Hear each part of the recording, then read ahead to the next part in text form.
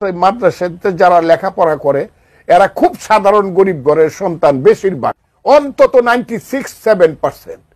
এই ছেলেপেলেরা কিছুই বুঝে না হুজুর ছাড়া। এরা থাকে মাদ্রাসায়, খায় লিল্লার টাকা। মৌলানা মৌলভী সাহেবদের ঘরে যে মায়েরা বোনেরা, তাদেরকে বলবো তোমরা এদের বাচ্চা পেটে নিও না, এদের পাতে ভাত দিব না, এদের জন্য তরকারি রান্না। উনি নোবেল পাইছে, আমিও 10 বছর বাঁচে থাকলে আল্লাহ যদি আমার বাঁচায় রাখে, জ্ঞানে গুণে শিক্ষায় দীক্ষায় মানুষের সেবায় যদি আমি নিজেকে উৎসর্গ করতে পারি। অনেক রাজনীতিবিদ নোবেল পাইছে, ইচ্ছা করে নোবেল কমিটি আমাকে নোবেলের জন্য মনোনীত করতে পারে। বিএনপিকে রাস্তায় নামার সুযোগ সৃষ্টির আগেই নির্বাচন দেন। যদি একবার রাস্তায় নেমে পড়ে তাহলে কিন্তু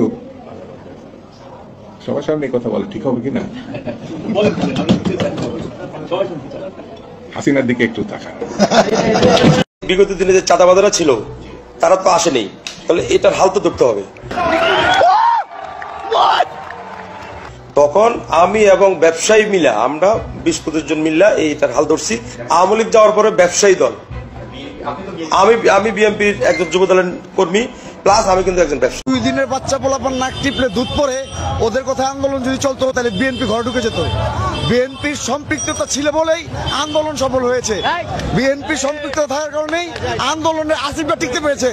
না হলে আসিফরা যাত্রাবাড়ির মতো জায়গায়, রামপুরের মতো জায়গায় ধুলিস্যাৎ হয়ে যেত যদি বিএনপি না থাকতো। আমরা যদি এই 2000 টাকা থেকে 4 ভাগের 1 ভাগ টাকা নেতা কর্মীর জন্য রাখি 500 টাকা, জি ভাই, তাহলে আপনারা তাহলে ওই 10 জনে তখন কি 50 টাকা করে কম পাবেন? 200 টাকা 150 করে নিবেন করে। ওই 150 করে যে ঘরে নিয়ে যাবেন আর 50 টাকা করে যে দিয়ে দিলেন, তাতে কিন্তু আপনার সবাই যখন ওই পয়সাটা 2 টাকা 5 টাকা একটা চকলেট পাবে, একটা চুইংগাম পাবে, তখন কিন্তু তাদের একটা মনে কিন্তু একটা আনন্দ থাকবে যে শালার ওই 2000 টাকা তো আমার দলের জন্য 500 টাকা শালার দিয়েছে। তাহলে কিন্তু খুশি হবে নেতা কর্মী, তখন আল্লাহও খুশি হবে।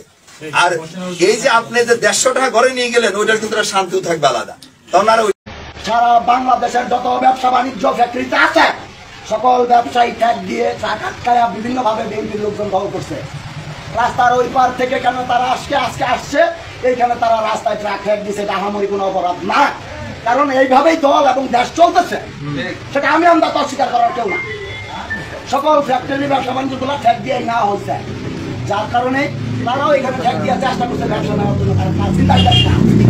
তাদেরকে আজকে আমাদের কিছু লোকজন টাকা পয়সা খাওয়ায় ছিনতাইকারী, লুটেরা, চাঁদাবাজ দাবি করার চেষ্টা করতেছে, এটাও ঠিক না। সারা 5, 7, 8 মাস 9 মাস যারা আছে, যাদের নামে চাঁদাবাজি ছিনতাই মামলা হয়েছে, তাদের নামে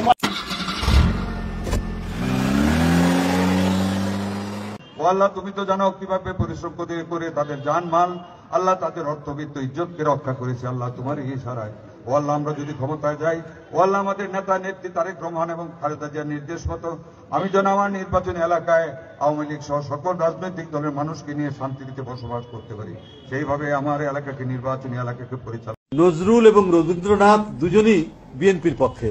কাজী নজরুল ইসলাম আমাদের জাতীয় কবি, তিনি কবিতা লিখেছিলেন, আমরা শক্তি, আমরা বল, আমরা ছাত্র দল।